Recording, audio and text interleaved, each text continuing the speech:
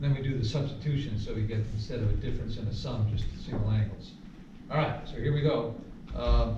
This is cosine plus cosine, so that's going to be 2 cosine u minus t cosine u plus t.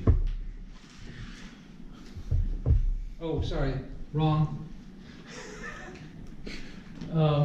It's going to be twice cosine u cosine t. That's what I meant to say. Right, because this, right, if you expand it out, you're going to get cosine u cosine t plus sine u sine t, right? That's the first identity. Then we're going to add to that cosine u cosine t minus sine u sine t. And what happens? These guys cancel out. The other guys double up. So that's that, right? So then we make the substitution. We say,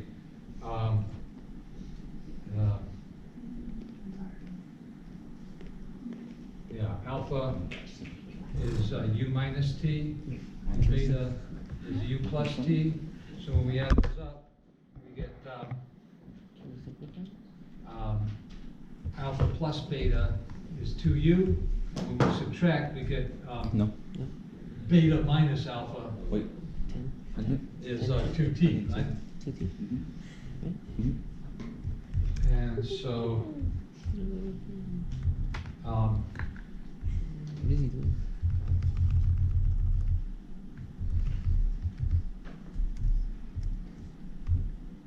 so this is going to be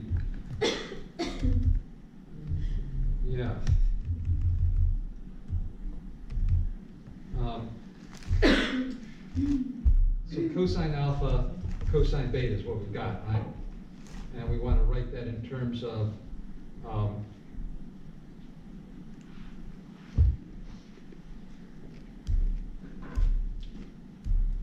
cosine u, cosine t. So u is half of alpha plus beta. Okay, so there's going to be 2 cosine of alpha plus beta over 2, right? That's u, cosine u. And then t is beta minus, so cosine, right? Yeah, cosine beta minus alpha over 2. Okay, so with our angles, 8t and 4t, that's going to be cosine, so this would be 2 cosine 6t. Uh-oh, let's cancel out, huh? Cosine 2t. And the other one will be Cosine 2t. cosine 2t, right? Yeah, right you are. Oh, yeah, 4t minus 8t will be negative 4t, but it's cosine. So it's the same as, did you say cosine 2t? Just So these guys cancel out. yes. The 2's cancel out. You You're left get with sine tangent 2t. 2t.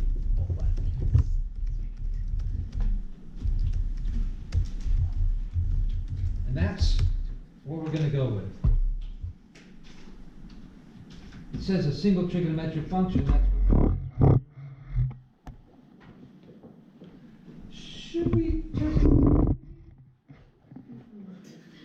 we can say, what if t is pi over 2?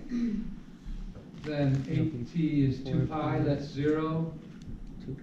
0, 0 and 0, and tan of pi is 0. So pi over 2, it works out, you get 0 equals 0.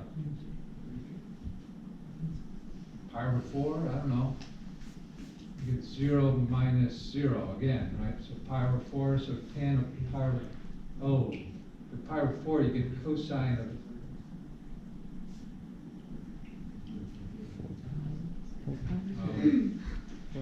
1. Yeah, so you get division by 0, right?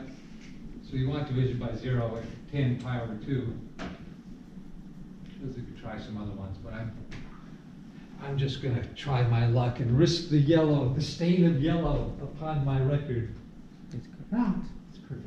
I know, it's always right, except when I'm wrong. So any questions about that? You see how, I don't remember these identities, but I know how to reconstruct them. I think that's the lesson from this, right? You need to sort of know the addition and subtraction identities, but from there you can construct everything else. Yeah, And this is- it's the construction that's sort of the important part, right? That you see how to use the other ones to build the ones you need. Okay. So how about some problems from the book? Because there's a lot of good ones, and, you know, so what are we gonna do? Next week, we're gonna do, the equations. There are a lot of equations. There's a lot to say about solving trigonometric equations, because there, you know, typically there's infinitely many solutions.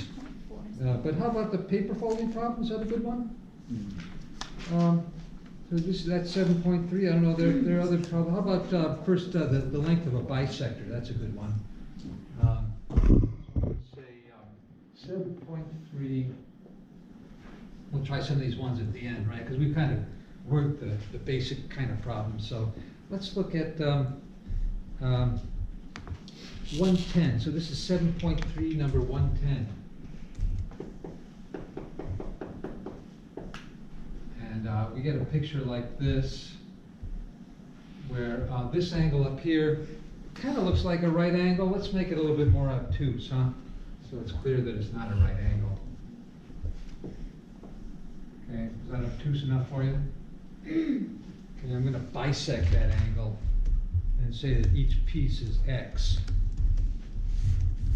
So this is x, and that's x. Well, I tried to bisect it. And the vertices are labeled like so.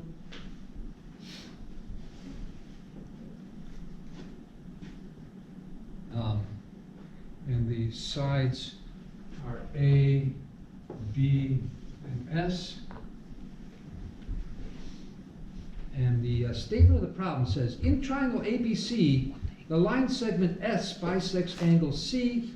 Show that the length of S is given by this formula. S equals 2AB cosine X.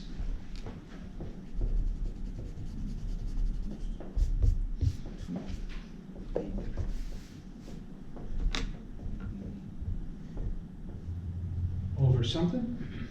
A plus B. Oh, that looks hard.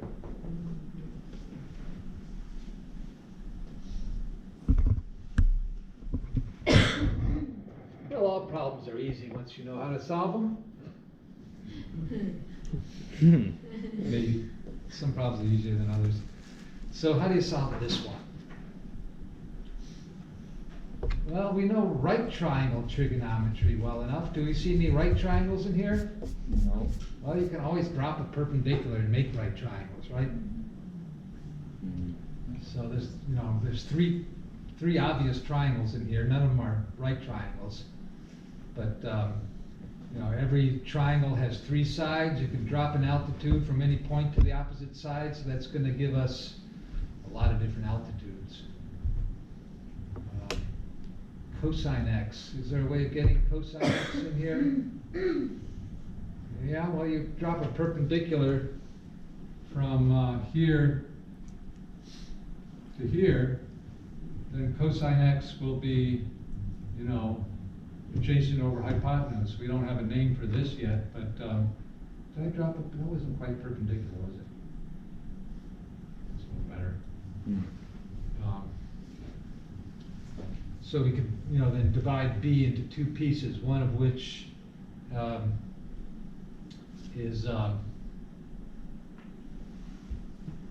don't know, is this a good approach? I have no idea. I've solved this probably 4 or 5 times, and I just had no idea. But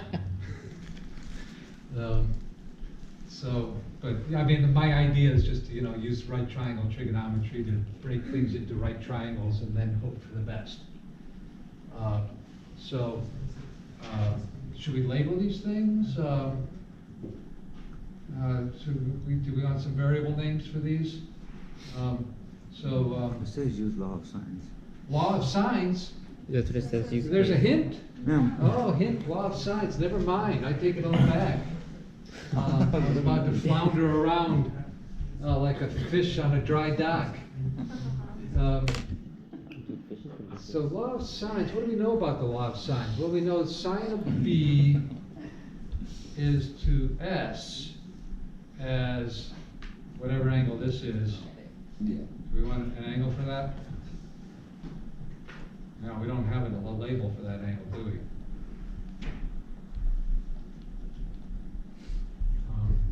we? Should we label this as point D? And,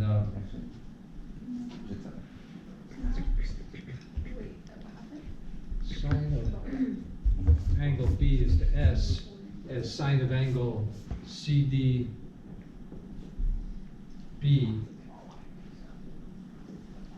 Right?